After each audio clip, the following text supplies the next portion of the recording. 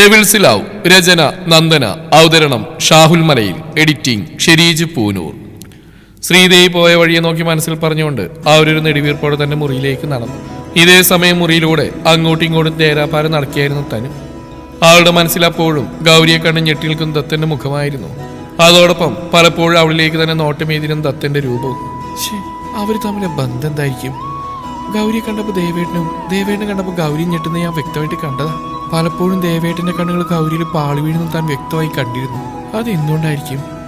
ഇനി അവർ തമ്മിൽ എന്തെങ്കിലും ബന്ധം ഉണ്ടായിരിക്കുമോ? അവൾ അസ്വസ്ഥതയോടെ മുറിയിൽ അങ്ങോട്ടും ഇങ്ങോട്ടും നടക്കാൻ തുടങ്ങി. അവരിറങ്ങിയപ്പോൾ തന്നെ ഓഫീസിലേക്കെന്ന് പറഞ്ഞ് പോയതാണ് ദേവേട്ടൻ. ആ നിമിഷം വരെ തന്റെ മുഖത്തൊന്നും നോക്കിയത് പോലുമില്ല. എന്തായിരിക്കും അതിന് കാരണം? ഇനി അങ്ങയുടെ മുൻകാമിയോ മറ്റോ ആയിരുന്നു അവള്? വീണ്ടും എന്നെ ചതിക്കാനോ മറ്റാണ് അയാളുടെ ഉദ്ദേശമെങ്കിൽ വെച്ചേക്കില്ല ഞാൻ അങ്ങേരെ. പല്ലുകൾ ഞെരിച്ച് മുഷ്ടി ഉരുട്ടി പിടിച്ചുകൊണ്ട് അവൾ പിറുവിറുത്തു. ഏയ് തനു, നീ ഇതെന്തൊക്കെയായി ചിന്തിക്കുന്നത്? നിന്റെ ദേവേട്ടൻ അങ്ങനെയൊന്നും ചെയ്യില്ല. ദേവേട്ടന്റെ ആദ്യ പ്രണയം നീയാണെന്നല്ലേ പുള്ളി പറഞ്ഞ്. പിന്നെ എങ്ങനെയാ അവൾ അയാളുടെ കാമുകയാവും? ഇത് വേറെന്തിലായിരിക്കും. നീ ദേവേട്ടനോട് തന്നെ ചോദിക്കുക. അവളുടെ മനസ്സ് അവളോട് പറഞ്ഞുകൊണ്ടിരുന്നു. അതെ, അതാണ് ശരി. ദേവേട്ടൻ വരട്ടെ. ഇന്നതിനെല്ലാം ചോദിച്ചറിയണം. എല്ലാം മറന്ന് പുതിയൊരു ജീവിതം സ്വപ്നം കണ്ട് താൻ സ്നേഹിച്ചു തുടങ്ങിയാണ് അദ്ദേഹത്തെ. ഇനിയൊരു വേർപിരിയൽ അത് സഹിക്കാൻ കഴിയില്ല. അതുകൊണ്ടെല്ലാം ചോദിച്ചറിയണം. സംശയങ്ങൾ അപ്പോൾ തന്നെ തീർക്കണം. മനസ്സിലൊരു ഉറച്ച തീരുമാനം എടുത്തുകൊണ്ട് അവൾ അവനായി ആ മുറിയിൽ കാത്തിരുന്നു. അന്നത്തെ ദിവസം പിന്നെ ദത്തൻ വീട്ടിലേക്ക് വന്നതേയില്ല. രാത്രിയിൽ ഒരുപാട് സമയം താനും ദത്തനെയും പ്രതീക്ഷിച്ച് ആ സോഫയിൽ തന്നെ ഇരുന്നു. എത്രയൊക്കെ താമസിച്ചാലും ഇന്ന് അവനെ കണ്ട് സംസാരിക്കാൻ തനിക്ക് ഉറങ്ങാൻ കഴിയില്ലെന്ന് അവൾക്ക് ഉറപ്പുണ്ടായിരുന്നു. അതുകൊണ്ട് തന്നെ ദത്തന്റെ വരവിനായി അവൾ അവിടെ കാത്തിരുന്നു. സമയം ഇഴഞ്ഞു നീങ്ങിക്കൊണ്ടിരുന്നു. മണി 10, 11, 12 കഴിഞ്ഞു. എന്നിട്ടും ദത്തൻ ഇതുവരെയും വീട്ടിലേക്ക് വന്നിരുന്നില്ല. പലതവണ അവൾ ഫോൺ എടുത്ത് ദത്തന്റെ നമ്പറിലേക്ക് വിളിച്ചെങ്കിലും സ്വിച്ച് ഓഫ് എന്ന മറുപടിയായിരുന്നു അവൾക്ക് ലഭിച്ചത്. അവൾക്ക് ആകെ കൂടി ഒരു വല്ലായ്മ തോന്നി. എന്തിനായിരിക്കും ദേവേട്ടൻ തന്നെ ഇങ്ങനെ അവോയ്ഡ് ചെയ്യുന്നത്? എന്തൊക്കെയോ ചിന്തകൾ അവളുടെ മനസ്സിനെ മതിച്ചുകൊണ്ടിരുന്നു. അവൾ സോഫയുടെ അഡ്രസ്സിലേക്ക് തലചാരി വെച്ചുകൊണ്ട് കണ്ണുകൾ മുറുക്കി അടച്ചു. പതിയെ അങ്ങനെ ഇരുന്നുകൊണ്ട് തന്നെ അവൾ മയക്കം പിടിച്ചു. രാവിലെ സൂര്യപ്രകാശം മുഖത്തെട്ടിയപ്പോഴാണ് തനു കണ്ണുകൾ തുറന്നത്. രാത്രി ഒരുപാട് ലേറ്റായി ഉറങ്ങിയുകൊണ്ട് തന്നെ രാവിലെ അവൾ ഒരുപാട് വൈകിയാണ് എഴുന്നേറ്റത്. കണ്ണുകൾ തുറന്നതും അവൾ ചുറ്റിനുമൊന്ന് നോക്കി. താനിപ്പോൾ കട്ടിലാണ് കിടക്കുന്നതെന്ന് കണ്ടതും അവളുടെ നെറ്റി ചുളിഞ്ഞു. ഞാൻ ഇന്നലെ സോഫയിലാണല്ലോ കിടന്നത്, പിന്നെ എങ്ങനെ ഇവിടെ എത്തി? അവൾ സംശയത്തോടെ ആലോചിച്ചു. പെട്ടെന്ന് അവളുടെ കണ്ണുകൾ വിടർന്നു. ദേവേട്ടൻ? അവൾ പിറുവിരുത്തുകൊണ്ട് ചാടി എഴുന്നേറ്റ് കട്ടിലിന്റെ എതിർവശത്തേക്ക് നോക്കി. എന്നാൽ അവനവിടെ കാണാതായതും അവളുടെ മുഖം മങ്ങി. എന്നെ ഇവിടെ എടുത്തുകൊണ്ട് കിടത്തിട്ട് ഇങ്ങനെ രാവിലെ എവിടെ പോയി? അവൾ സംശയത്തോടെ സ്വയം ചോദിച്ചു. ഇനി രാവിലെ എഴുന്നേറ്റ് താഴേക്ക് പോയിട്ടുണ്ടാവും. ഞാൻ ഇന്ന് ഇത്തിരി ലേറ്റായിട്ടാണല്ലോ എഴുന്നേറ്റത്. അവൾ തന്നെ സ്വയം മറുപടിയും പറഞ്ഞുകൊണ്ട് കട്ടിലിൽ നിന്ന് എഴുന്നേറ്റ് വാഷ്റൂമിലേക്ക് നടന്നു. താനും ഫ്രഷായി താഴേക്ക് ഇറങ്ങി വന്നിട്ടും ദത്തനെ അവിടെ ഒന്നും കാണുന്നുണ്ടായിരുന്നില്ല. ഇതെവിടെ പോയി? അവൾ ചുറ്റിനൊക്കെ നോക്കിക്കൊണ്ട് കിച്ചണിലേക്ക് നടന്നു. അപ്പച്ചി! രാജേശ്വരിയെ പിന്നിലൂടെ പുറന്നുകൊണ്ട് അവൾ വിളിച്ചതും അവർ തിരിഞ്ഞെന്ന് അവിടെ നെറുകയിലൊന്ന് ചുംബിച്ചു. ഇന്നെന്താ തനുട്ടി ഒത്തിരി ലേറ്റായല്ലോ? ആരവൾ നോക്കി കുസൃതിയോടെ ചോദിച്ചു. അവൾ തിരികെ ഒന്ന് വിളിച്ചു കാണിച്ചു കൊടുത്തു. അത് പിന്നെ അപ്പച്ചി, ഇന്നലെ കിടക്കാൻ ഒത്തിരി വൈകി, അതാ സോറി. തോന്നി. അല്ലെങ്കിൽ സൂര്യനദിക്ക് മുന്നേ ഇവിടെ ഹാജരായിട്ടുണ്ടാവുമല്ലോ. അവർ പറഞ്ഞു കേട്ട് അവളൊന്ന് പുഞ്ചിരിച്ചു. ഇന്നലെ മോള് ദത്തനെയും കാത്തിരുന്നു അല്ലേ? അതെ അപ്പച്ചി, ദേവേട്ടനെയും കാത്തിരുന്ന, പക്ഷെ ഉറങ്ങിപ്പോയി. രാവിലെ എഴുന്നേറ്റപ്പോഴാണെങ്കിൽ പുള്ളിയെ കാണാനില്ല. എവിടെ പോയോ എന്തോ. അപ്പൊ മോളോട് പറയാതെയാണോ അവൻ പോയത്? അതിന് ഏട്ടനെവിടെ പോയി? അവർ പറഞ്ഞു കേട്ട് അവൾ സംശയത്തോടെ ചോദിച്ചു. അവന് ബിസിനസ്സിന് എന്തോ ആവശ്യത്തിന് വേണ്ടി US പോയിരിക്കാണല്ലോ. വിഷ്ണു കൊണ്ട് കൂടെ. ഇനി 1 മാസം കഴിഞ്ഞിട്ട് അവർ വരും. അവരുടെ വാക്കിൽ കേട്ട് ഒരു നിമിഷം അവളുടെ നെഞ്ചിൽ കത്തി കൊണ്ട് പറഞ്ഞ പോലെ ഒരു മുറിവുണ്ടായി. US? എന്നിട്ട് എന്നോടൊന്നും പറഞ്ഞു പോലും ഇല്ലല്ലോ. അവളുടെ ശബ്ദത്തിൽ പരിഭവവും സങ്കടവും നിറഞ്ഞിരുന്നു. അയ്യേ, ഇതിനൊക്കെ എന്നെ തനൂട്ടി ഇങ്ങനെ വിഷമിച്ചാലോ? ഇതിവിടെ സ്ഥിരമുള്ളതാ. ബിസിനസ് ആവശ്യങ്ങൾക്കായി ഏട്ടനും ദത്തനൊക്കെ ഇങ്ങനെ വിദേശത്തേക്ക് 1-2 മാസത്തേക്കൊക്കെ ടൂർ പോകാറുണ്ട്. അവരവളെ ആശ്വസിപ്പിക്കാൻ എന്ന പോലെ പറഞ്ഞു. എന്നാൽ എന്നോടൊന്ന് പറഞ്ഞിട്ട് പോയിക്കൂടായിരുന്നോ? അവൾ ചുണ്ടുകൾ കൂർപ്പിച്ചുകൊണ്ട് പറഞ്ഞു. രാജേശ്വരിക്ക് ചിരി വന്നു പോയി. എൻ്റെ കുഞ്ഞെ, നീ ഇവിടെ നിന്ന് എന്നോട് പരിഭവം പറഞ്ഞിട്ട് യാതൊരു കാര്യമില്ല. ഒരു കാര്യം ചെയ്യും, ഇതിൻ്റെ പ്രതികാരമായിട്ട് നീ അവൻ വിളിക്കുമ്പോൾ ഫോൺ എടുക്കണ്ട. അല്ലെങ്കിൽ അവൻ വരുമ്പോൾ 2 ഇടി കൂടുതൽ കൊടുത്തോ. അപ്പോൾ പ്രശ്നം തീരില്ലേ? അവിടുന്ന് ഇങ്ങ് വരട്ടെ, ഞാൻ കാണിച്ചു കൊടുക്കുന്നുണ്ട്. അവൾ മുഖം വീർപ്പിച്ച് അവരോടായി പറഞ്ഞോട് പുറത്തേക്ക് ഇറങ്ങിയതും പൂർണ്ണമായി അവൾ ദത്തനെ സ്നേഹിച്ചു തുടങ്ങിയെന്ന സന്തോഷത്തിൽ അവരുടെ ചുണ്ടിൽ മനോഹരമായൊരു പുഞ്ചിരി വിടർന്നു. ദിവസങ്ങൾ കഴിഞ്ഞു പോയിക്കൊണ്ടിരുന്നു. ഇപ്പോൾ അമേരിക്കയിലേക്ക് പോയിട്ട് ഏകദേശം 1 മാസം ആവാറായി. അന്ന് തനുവിനോട് യാത്ര പോലും പറയാതെ പോയ ദത്തൻ പിന്നെ ഒരിക്കൽ പോലും അവളെ വിളിച്ചിരുന്നില്ല. ഇടയ്ക്കൊക്കെ വീട്ടിലേക്ക് വിളിച്ച് അപ്പച്ചിയോടും അമ്മയോടൊക്കെ സംസാരിക്കും. എങ്കിലും വിശേഷങ്ങൾ ചോദിച്ച് പെട്ടെന്ന് തന്നെ അവൻ ഫോൺ വെക്കാറാണ് പതിവ്. അതിനിടയിൽ ഒരിക്കൽ പോലും അവൻ അവളെക്കുറിച്ച് അവരോടൊന്നും ചോദിച്ച പോലുമില്ല.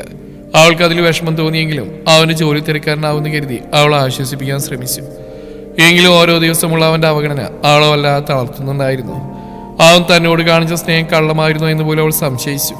പല രാത്രികളിലും അവളുടെ തലയിണ കണ്ണുനീരാൽ കുതിരാൻ തുടങ്ങി. ഒരു ദിവസം രാവിലെ ഡോറിൽ ഉച്ചത്തിൽ ആരോ മുട്ടുന്ന ശബ്ദം കേട്ടപ്പോഴാണ് തനു എഴുന്നേൽക്കുന്നത്. കണ്ണുകൾ തിരുമ്മിക്കൊണ്ട് അവൾ പതിയെ ബെഡിൽ എഴുന്നേറ്റിരുന്നു. രാത്രിയിൽ ദത്തനെ ആലോചിച്ചുകൊണ്ടിരുന്ന് കരഞ്ഞു കരഞ്ഞ് എപ്പോഴാണൊന്ന് ഉറങ്ങിയത്. അപ്പോഴേക്കും വാതിൽ വീണ്ടും ആരോ തട്ടുന്ന ശബ്ദം കേട്ടു. അവളൊന്ന് മുഖം അമർത്തി തുടച്ചുകൊണ്ട് പതിയെ ബെഡിൽ നിലത്തേക്ക് ഇറങ്ങി. ഒലഞ്ഞുപോയ സാരി നേരെ പിടിച്ചിട്ടുകൊണ്ട് അവൾ വാതിൽ തുറന്നു. മുന്നിൽ നിൽക്കുന്ന ആളെ കണ്ട് അവളുടെ മുഖം ഇരുണ്ടു. Good morning. മുന്നിൽ നിന്ന ഗൗരി തനുവിനെ നോക്കിക്കൊണ്ട് ഗുഡ് മോർണിംഗ് പറഞ്ഞു. തനു അവളെ നോക്കി അമ്പരപ്പോടെ നിന്നു. താനെന്താ ഇവിടെ? അവളുടെ നാവിൽ നിന്ന് ആ ചോദ്യമാണ് ആദ്യം വീണ്. അതെന്താടോ അങ്ങനെ ചോദിച്ച്? എനിക്കിവിടേക്ക് വന്നൂടെ? അവളുടെ ചോദ്യം കേട്ട് ഗൗരി പുഞ്ചിരിയോടെ തിരികെ ചോദിച്ചു. അല്ല, അങ്ങനെയല്ല, പെട്ടെന്ന് മുന്നിൽ കണ്ടപ്പോ. അവൾ വാക്കുകൾക്കായി പതറി. ഞാൻ മനക്കലെ കമ്പനിയിൽ ജോയിൻ ചെയ്തിടൂ. ഇവിടുന്ന് ആകുമ്പോൾ പോകാൻ എളുപ്പമല്ലേ, അതുകൊണ്ട് ഇങ്ങോട്ടേക്ക് ഷിഫ്റ്റ് ചെയ്തു. പിന്നെ ഇവിടുന്ന് ദേവ്യാൻ്റെ രാജനെങ്കിലും ദത്തേട്ടനൊക്കെ പറഞ്ഞു ഇവിടുന്ന് പോയാൽ മതിയെന്ന്. അവൾ പറഞ്ഞു കേട്ട് തനുവിൻ്റെ മുഖം വിളറി. ദത്തേട്ടൻ പറഞ്ഞോ? അതിന് നിങ്ങൾ തമ്മിൽ പരിചയമുണ്ടോ? വിറയിലോടെയുള്ള അവളുടെ ചോദ്യം കേട്ടതും ഗൗരി ഒന്ന് പരിങ്ങി. അത് പിന്നെ അന്നിവിടെ വന്നിട്ടുള്ള പരിചയമാണ്. പിന്നെ അപ്പോയിൻമെന്റ് ലെറ്റർ ഫോർവേഡ് ചെയ്തപ്പോൾ എന്നെ വിളിച്ചിരുന്നു. പിന്നെ ഇടയ്ക്കൊക്കെ വിളിക്കും. അങ്ങനെ കൂടുതൽ പരിചയപ്പെട്ടു. ഗൗരി പറഞ്ഞു കേട്ട് തനുവിൻ്റെ നെഞ്ചിൽ ഒരു കല്ലെടുത്ത് വെച്ച ഫീൽ പോലെ തോന്നി. അപ്പൊ ഇവളെ വിളിക്കാനൊക്കെ സമയമുണ്ട്, എന്നെ വിളിക്കാനും സംസാരിക്കാനാണ് സമയമില്ലാത്തത്. അപ്പം ഞാൻ അങ്ങോട്ട് ചെല്ലട്ടോ. അതെൻ്റെ റൂം. വീട്ടിൽ നിന്ന് രാവിലെ ഇറങ്ങിയതാ, ഒന്ന് ഫ്രഷ് ആകണം. താനും ഫ്രീ ആകുമ്പോൾ അങ്ങോട്ടേക്ക് വാ. അതും പറഞ്ഞുകൊണ്ട് അവൾ ആ മുറിയിലേക്ക് കയറി പോകുമ്പോൾ തനു അതേ നിൽപ്പന്നെ നിൽക്കുകയായിരുന്നു.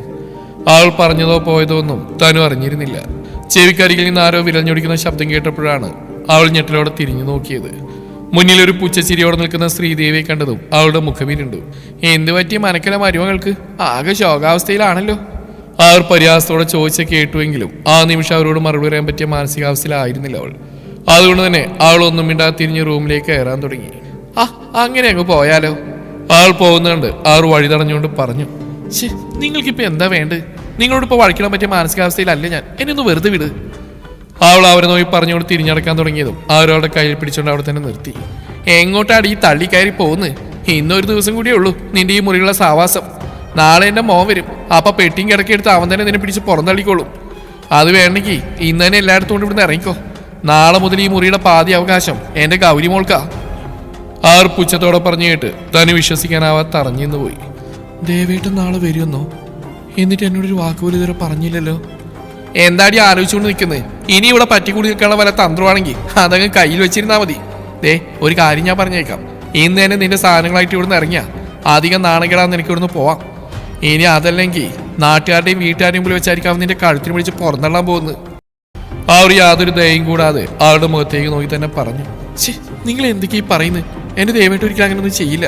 ഒരു ആവശ്യമില്ലാത്ത പറയാൻ നിൽക്കണ്ട. അങ്ങനെ എന്നെ ഉപേക്ഷിക്കണമായിരുന്നെങ്കിൽ ദയവായിട്ട് ഇതിനു മുന്നേ തന്നെ ചെയ്യാമായിരുന്നു. അവർ പറഞ്ഞു കേട്ട് അവൾ വാശിയോടെ പറഞ്ഞു. നീ അതും വിചാരിച്ചുകൊണ്ടിരുന്നോ? അതൊക്കെ അവന്റെ വെറും അടവുകൾ മാത്രമാണിടി. നിന്നെ മോഹിപ്പിച്ചിട്ട് ഇവിടെ നിന്ന് നാണം കെടുത്തി ഇറക്കി വിടുക. അതിനുവേണ്ടിയാ അവൻ നിന്നോട് ഓരോ കള്ളങ്ങൾ പറഞ്ഞ് നിന്നെ അവനായിട്ട് അടുപ്പിച്ച്.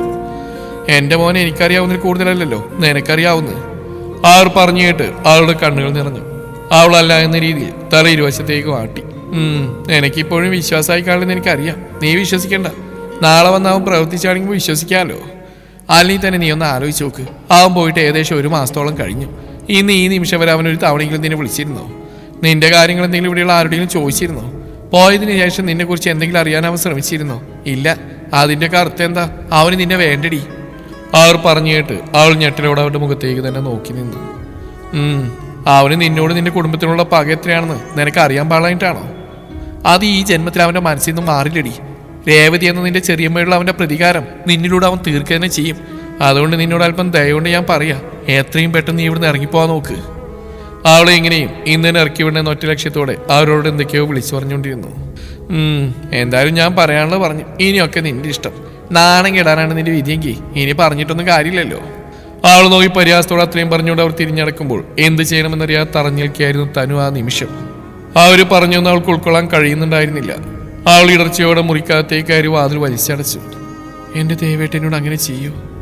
അപ്പൊ ഈ ദിവസങ്ങളിൽ എന്നോട് കാണിച്ച പ്രണയം കള്ളായിരുന്നു എന്നാണോ? ഇല്ല, ആ നോട്ടത്തിലും സംസാരത്തിലൊന്നും ഒരു തരിം പോലും കാപ്പട്ടി ഉണ്ടായിരുന്നില്ല. പിന്നെ എന്തിനായിരിക്കും ആ സ്ത്രീ അങ്ങനെയൊക്കെ പറഞ്ഞ്? അവൾ അടഞ്ഞിരുന്ന വാതിലേക്ക് ചാരിന്നുകൊണ്ട് മനസ്സിൽ പറഞ്ഞു. പക്ഷെ അവർ പറഞ്ഞ പോലെ ദേവേട്ടൻ പോയിട്ട് ഇതുവരെയും എന്നെ ഒന്നും വിളിച്ചിട്ടില്ല. എന്റെ കാര്യങ്ങളൊന്നും അന്വേഷിച്ചിട്ടില്ല. അപ്പച്ചിയോട് പോലും എന്നെ കുറിച്ച് ചോദിക്കുന്നതുവരെ ഞാൻ കേട്ടിട്ടില്ല. അപ്പൊ അതിനർത്ഥം അവര് പറഞ്ഞ പോലെ ഇനി എന്നെ ഉപേക്ഷിക്കുകയാണോ? അവര് പറഞ്ഞ പോലെ സ്നേഹം കാണിച്ച് പറ്റിച്ച് എന്റെ മനസ്സ് ചേർക്കാൻ വേണ്ടിയായിരുന്നോ? എനിക്കൊന്നും അറിയാൻ വയ്യല്ലോ ഭഗവാനെ. അവൾ കരഞ്ഞുകൊണ്ട് ആ വാതിലൂടെ ഉരഞ്ഞ് നിലത്തേക്ക് ഇരുന്നു പോയി. എന്നാൽ ഇതേ സമയം അമേരിക്കയിലെ തങ്ങളുടെ ഫ്ളാറ്റിൽ ഇരുന്നുകൊണ്ട് ഫോണിലൂടെ ഈ ദൃശ്യങ്ങൾ കണ്ട ദത്തൻ ദേഷ്യത്തോടെ ഫോൺ കട്ടിലേക്ക് വലിച്ചെറിഞ്ഞു. അമ്മ ഇതെന്തൊക്കെയാ അവളോട് വിളിച്ചു പറഞ്ഞിരിക്കുന്നത്? അവൻ അസ്വസ്ഥതയോടെ മുറിയിൽ അങ്ങോട്ടും ഇങ്ങോട്ടും നടക്കാൻ തുടങ്ങി. എന്നിട്ടും സ്വസ്ഥയിട്ടിൽ നിന്ന് കണ്ട് അവൻ അടുത്ത് കിടന്ന ഒരു ചെയറിലേക്ക് ചാരിയിരുന്നുകൊണ്ട് കണ്ണുകൾ മുറുക്കി അടച്ചു. ടെൻഷൻ കുറയ്ക്കാനെന്ന പോലെ അവൻ ടേബിളിൽ നിന്നൊരു സ്മൈലി ബോൾ കയ്യിലേക്ക് എടുത്തുകൊണ്ട് കറക്കാൻ തുടങ്ങി. പതിയെ ശ്വാസം ഒന്ന് എടുത്തു വിട്ടുകൊണ്ട് അവൻ കണ്ണുകൾ തുറന്നു. ശേഷം മുന്നിലിരിക്കുന്നവനെ രൂക്ഷമായി നോക്കി. ഇനി നിനക്കെന്താ പറയാനുള്ള വിഷ്ണു? ദത്തിന്റെ അതേ അവസ്ഥയിൽ മുന്നിലെ ചെയറിൽ ടെൻഷനോടെ തലവനിച്ചിരിക്കുന്ന വിഷ്ണുവിനോടായി അവൻ ചോദിച്ചു. അത് ദത്ത, ഞാൻ ഗൗരിയുടെ കാര്യത്തിൽ നിനക്കിനി എന്താ പറയാനുള്ളതെന്നാ ഞാൻ ചോദിച്ചത്. അതിനവൻ മറുപടി ഒന്നും പറയാൻ മുഖം കുനിച്ചിരുന്നു. എന്താടാ, നിനക്കിപ്പോ ഉത്തരവൊന്നുമില്ലേ? നീ കാരണം വിഷ്ണു ഇപ്പൊ ഈ പ്രശ്നങ്ങളെല്ലാം ഉണ്ടായത്. എങ്ങനെയെങ്കിലും ഒന്ന് കഷ്ടപ്പെട്ട് വളച്ചെടുത്താ അപ്പോഴോ ഓരോരോ തൊല്ലകൾ വന്ന് കയറുന്നു. പല്ലുകൾ ഞെരിച്ച് അവൻ പറയുന്ന കേട്ടതും പൊട്ടി വന്ന ചിരി വിഷ്ണു അടക്കി പിടിച്ചു. അല്ലെങ്കിൽ ദത്തന്റെ കയ്യിൽ നിന്ന് നല്ല കിട്ടുമെന്ന് അവൻ അറിയാമായിരുന്നു. അത് കണ്ടതും ദത്തൻ അവനെന്ന് രൂക്ഷമായി നോക്കി. ഞാനൊരു കാര്യം പറഞ്ഞേക്കാം വിഷ്ണു, എന്റെ പെണ്ണങ്ങാൻ എന്നെ സംശയിച്ചാലുണ്ടല്ലോ നീ ഞാൻ വെറുതെ വിടില്ല, ഓർത്തു നീ. അവൻ ദേഷ്യത്തോടെ പറഞ്ഞു. വിഷ്ണു അവനെ കൂർപ്പിച്ച് നോക്കി. അതിന് ഞാൻ എന്ത് ചെയ്തു? നീയല്ലേ റൂമിൽ ഒരു ഉണക്ക ക്യാമറ ഫിറ്റ് ചെയ്തിട്ട് അവളെ വിളിക്കാതെ സംസാരിക്കാതെ ഇരുന്നത്. പോരാതിന് അവളെ കുറിച്ച് ദേവി ആന്റിയോട് രാജി ആന്റിയോട് ഒന്നും ചോദിച്ച പോലില്ല. ഇങ്ങനെയൊക്കെ കാണിച്ച് ആരെങ്കിലും ഒന്ന് സംശയിച്ചു പോയില്ലേ? വിഷ്ണു ആരോടുന്നില്ല പറഞ്ഞു. ദത്തൻ അവനെ നോക്കി പല്ലടിച്ചു. ആ പുല്ലിനെ തോന്നിയാസം പറഞ്ഞാലുണ്ടല്ലോ, നീ അല്ലാണ്ട് പറഞ്ഞ് ഗൗരി ആരാണെന്ന് സത്യം ഇപ്പൊ ആരും അറിയണ്ടെന്ന്, എന്നിട്ടിപ്പോ മാറ്റി പറയുന്നോ? അവൻ ദേഷ്യത്തോടെ വിഷ്ണുവിന്റെ നേരെ ചീറി. ഗൗരി ആരാണെന്നുള്ള കാര്യം ഇപ്പൊ ആരും അറിയണ്ടെന്ന് ഞാൻ പറഞ്ഞത് സത്യം തന്നെയാ. എന്ന് വെച്ച് നിന്റെ പെണ്ണിനെ വിളിക്കാതെ സംസാരിക്കാതിരിക്കാന്ന് ഞാൻ പറഞ്ഞതിനോട്?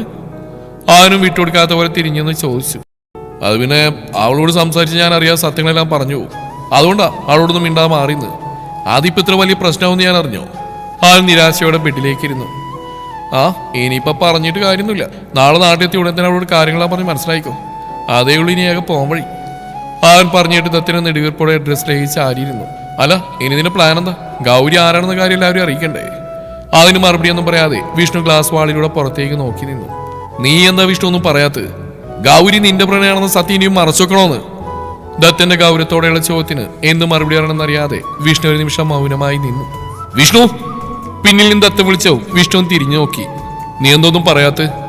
ഞാൻ എന്ത് പറയാനാണ്? ഗൗരി ഞാൻ സ്നേഹിക്കുന്ന എന്റെ പെണ്ണാണെന്ന് എങ്ങനെ ഞാൻ അവളുടെ പാരൻസിനോട് ചെന്ന് പറയും? അങ്ങനെ പറയാനുള്ള എന്ത് യോഗ്യതയാണ് എനിക്കുള്ളത്? ആ ദത്തിനെ നോക്കിയിട്ട് ദയനീയമായി ചോദിച്ചു. അത് നിനക്ക് ഇപ്പോഴാണ് തോന്നിയത്? അവളുടെ പുറകെ കിടന്ന് അവിടെ ഇഷ്ടം പിടിച്ച് വാങ്ങിക്കുമ്പോ നിനക്കറിയില്ലായിരുന്നോ നിന്റെ യോഗ്യത കുറവ്? അവൻ പറഞ്ഞിട്ട് ദേഷ്യത്തോടെ ദത്തൻ ചോദിച്ചു. അതിന് മറുപടി അറിയാതെ വിഷ്ണു പുറത്തേക്ക് നോക്കിക്കൊണ്ട് നിന്നു. നീ ഇങ്ങനെ മിണ്ടാന്നിട്ട് കാര്യമില്ല വിഷ്ണു. അവളെ കാണാതെയും മിണ്ടാതെ നീ എത്ര നാളിങ്ങനെ ഒഴിഞ്ഞു മാറി അടക്കും? ദത്തൻ ദേഷ്യത്തോടെ ചോദിച്ചു. എടാ എനിക്കറിയില്ലടാ.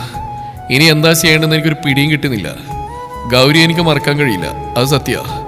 പക്ഷേ മുംബൈയിൽ ബിസിനസ് നടത്തുന്ന കോടീശ്വരനായ മോഹൻകുമാറിന്റെ മകളെ വിവാഹിച്ചു തരാൻ മാത്രം വെറും ഒരു പട്ടാളക്കാരൻ്റെ മകനായ എനിക്ക് എന്ത് യോഗ്യതയുണ്ടടാ? എനിക്ക് കഴിയുന്നില്ലടാ. അവൻ ദയനീയമായി പറഞ്ഞു. അപ്പൊ ഇനി എന്താ നിന്റെ പ്ലാന്? അവൾ ഒഴിവാക്കുമല്ലേ? ദത്തൻ പുച്ഛത്തോടെ ചോദിച്ചു കേട്ട് വിഷ്ണു അവനെ പകപ്പോടെ നോക്കി. എന്താ അതല്ലേ ശരി? നിനക്ക് അവളെ സ്വീകരിക്കാൻ കഴിയില്ല എങ്കിൽ പിന്നെ അവളെ പൂർണ്ണമായിട്ട് ഒഴിവാക്കി വിടുക. അവൾ വേറെ ആരെങ്കിലും കല്യാണം കഴിച്ച് സുഖമായി ജീവിക്കട്ടെ. അവൾ എന്റെ പെണ്ണാ. അങ്ങനെ ഏതെങ്കിലും ഒരുത്തിന് വിട്ടുകൊടുക്കാൻ വേണ്ടിയല്ല ഞാൻ അവൾ ഇത്രയും കാലം സ്നേഹിച്ച്. ദത്തൻ പറഞ്ഞു കഴിയും മുന്നേ വിഷ്ണുവിന്റെ അറച്ചവളെ ഉയർന്നു കേട്ടു. അത് കേട്ടവൻ ദത്തന്റെ ചുണ്ടിലെ പുഞ്ചിരി വിടുന്നു. എങ്കിലും അതവൻ പുറമേ കാണിക്കാതെ വിഷ്ണുവിനെ നോക്കിയൊന്ന് പുച്ഛിച്ചു. അത് കൊള്ളാം. നിനക്ക് അവളെ സ്വന്തമാക്കാനുള്ള യോഗ്യതയില്ലെന്ന് നീ തന്നെ പറയുകയും ചെയ്യുന്നു. എന്നാൽ അവളൊട്ട് മറ്റാർക്ക് വിട്ടുകൊടുക്കാൻ നീ തയ്യാറാവുന്നില്ല. പിന്നെ എന്താ നിന്റെ ഉദ്ദേശം? അവളിങ്ങനെ നിന്നെ ആലോചിച്ച് ജീവിതകാലം മുഴുവൻ നിൽക്കട്ടെ എന്നാണോ? ദത്തന്റെ ഗൗരവത്തോടെയുള്ള ചോദ്യം കേട്ടതും വിഷ്ണു അവനെ ദയനീയമായി നോക്കി. ദത്ത, അത് ഞാൻ എന്താണ് ചെയ്യേണ്ടത്? എനിക്കെന്താ ചെയ്യേണ്ടെന്നൊരു എത്തും പിടിയും കിട്ടുന്നില്ല. എല്ലാം കൊണ്ടാകെ ഭ്രാന്തി പിടിക്കുക. അവൻ ഇരു കൈകൾ കൊണ്ട് തലമുടിയിൽ വലിച്ചു പിടിച്ചുകൊണ്ട് പറഞ്ഞു. അവന്റെ അപ്പോഴത്തെ അവസ്ഥ കണ്ട് ദത്തന് സഹതാപം തോന്നി. ഞാൻ നിന്നെ വിഷമിപ്പിക്കാൻ വേണ്ടി പറഞ്ഞല്ലേ വിഷ്ണു. നിനക്ക് കാര്യത്തിന്റെ സീരിയസ്നെസ് മനസ്സിലാവാത്തോണ്ടാ. ഗൗരിക്ക് നീയില്ലാതെ ഒരു ജീവിതം ഇല്ല വിഷ്ണു. അത് നീ ആദ്യം മനസ്സിലാക്കുക. അവന്റെ അവസ്ഥ കണ്ട് ദത്തൻ അല്പം മയത്തിൽ പറഞ്ഞു. എനിക്ക് മനസ്സിലാവൂടാ, പക്ഷെ ഞാനിപ്പോ എന്താ ചെയ്യേണ്ടത്? ഗൗരിയുടെ കാര്യം വീട്ടിൽ പറയാന്ന് വെച്ചാ വേണിയുടെ വിവാഹം നടക്കാതെ എങ്ങനെയാടാ ഞാൻ? അതിന് ദത്തൻ മറുപടിയൊന്നും പറഞ്ഞില്ല. അവനും അറിയാമായിരുന്നു വേണിയുടെ വിവാഹം കഴിയാതെ വിഷ്ണുവിന്റെ കാര്യത്തിലൊന്നും നടക്കില്ലെന്ന്. ആ എങ്കിൽ പിന്നെ നീ തൽക്കാലം ഗൗരി വിളിച്ച് സംസാരിക്കുകയും ചെയ്യേ. നീ ഇങ്ങനെ ഒഴിഞ്ഞു മാറിയാണെന്ന് കൂടുതൽ ദോഷം വരുത്തി വെക്കൂ. ഇപ്പൊ തന്നെ കണ്ടില്ലേ, അമ്മ ഗൗരി എനിക്ക് വേണ്ടി കല്യാണം ആലോചിക്കുക. അത് തനുവിന്റെ മുഖത്തോക്കി വിളിച്ച് പറയുകയും ചെയ്തു.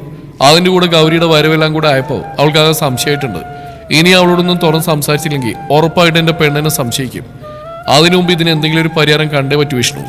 ദത്തൻ ഗൗരവത്തോടെ ഉറച്ച ശബ്ദത്തിൽ പറഞ്ഞു. വിഷ്ണുവിന് നെടുവീർപ്പോടെ തലയാട്ടി. ഇനിയോടൊന്നും കൂടുതൽ ആലോചിക്കണ്ട, ഇറങ്ങാൻ ടൈമായി, വാ. അവന്റെ മുഖഭാവം കണ്ട് കൂടുതലൊന്നും സംസാരിക്കാൻ നിൽക്കാതെ ദത്തൻ തന്റെ ട്രാവൽ ബാഗും എടുത്തുകൊണ്ട് പുറത്തേക്ക് ഇറങ്ങി. അവൻ പോകുന്ന നോക്കുന്ന വിഷ്ണു ഒരു നെടുവീർപ്പോടെ തന്റെ ബാഗും എടുത്ത് അവന്റെ പിന്നാലെ നടന്നു. തുടരും ഈ കഥയുടെ ബാക്കി ഭാഗം നാളെ ഇതേ സമയം.